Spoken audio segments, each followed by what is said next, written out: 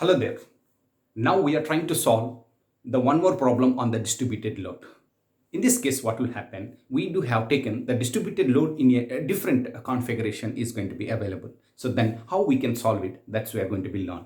So here the problem is the beam supports the load distributed parabolically. So in this case, what will happen? That load is going to be distributed parabolically over its length.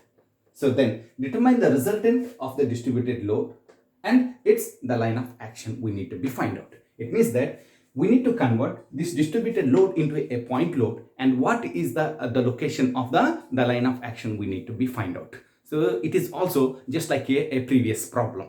So then how we are going to be taking? So as we know that it is going to be representing the parabolically, that the definition of that is equal to, that's going to be x square is equal to k into the load I have taken, that's going to be the small load.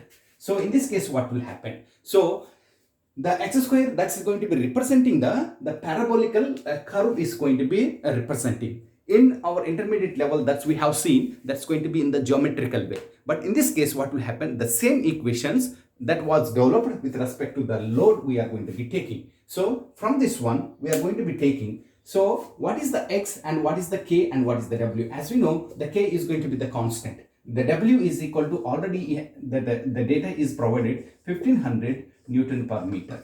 And similarly, x is going to be representing the length of the beam. So that's x is equal to 4 meters we are going to be getting. So these parameters I'm going to be substituting in this equation, then I can get the k value. Thus the k is equal to x squared by w I'm going to be considering. So in this case, 4 into 4 divided by 1500. So what is the final equations? That means the final simplification you are going to be getting there. So after the simplification, I'm going to be getting 16 by 1500. I have taken as it is without any the multiplication or division of this part. I'm going to be taking, because this is not our final answer. So then I'm going to be finding, once I'm going to be calculating the k, so that I'm going to be trying to calculate the resultant of the distributed load. As we know, the resultant of the distributed load is equal to the area of the load diagram we need to be calculated here.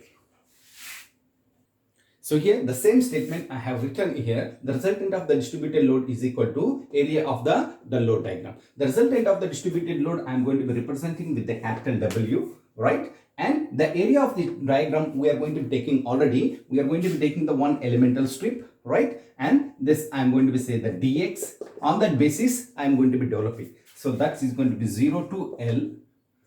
This is going to be the load distributed over the length of the span, that is equal to the dx. So from these equations, I'm going to be simplifying further. As we know, we do have that equation x square is equal to k into w. So now what I'm going to do, the w I'm going to be replacing with the x square as well as the k. So what is the equations I'm going to be getting? 0 to L, w is equal to x squared by k, and this is going to be the dx. I will get it. Once if I am going to be getting, and I will do the integration so that I will get the area of the parabolic curve.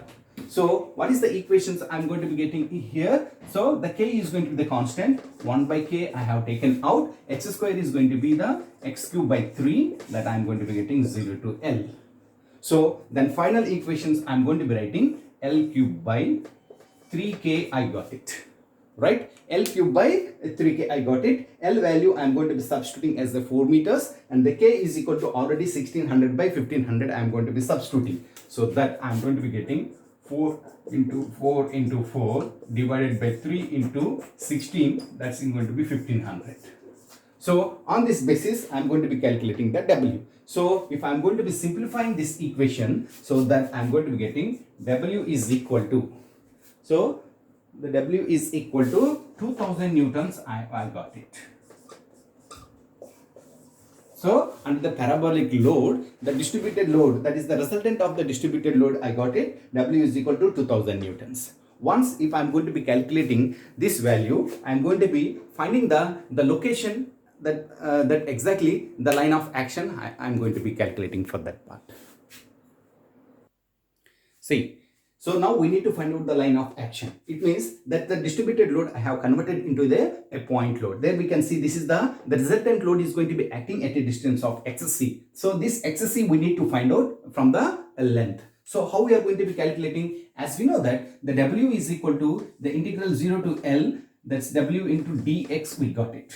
So now what I am going to do, I am going to be multiplying by applying the load moment of inertia. So the same equations I am going to be multiplying with respect to the point A, suppose. So that's going to be W into the xc is equal to, so integral 0 to L W into dx, that's going to be the x distance. It is going to be there somewhere, because this elemental strip is going to be at a distance of x from the point A. I am going to be saying the same value I have taken here. So once I am going to be taking W is equal to integral, in this case what I am going to be getting, W into x square by 2 into, sorry, we need to find out the xc. xc is equal to capital W I am going to be getting. Once these values I am going to be substituting, the finally xc I am going to be calculating.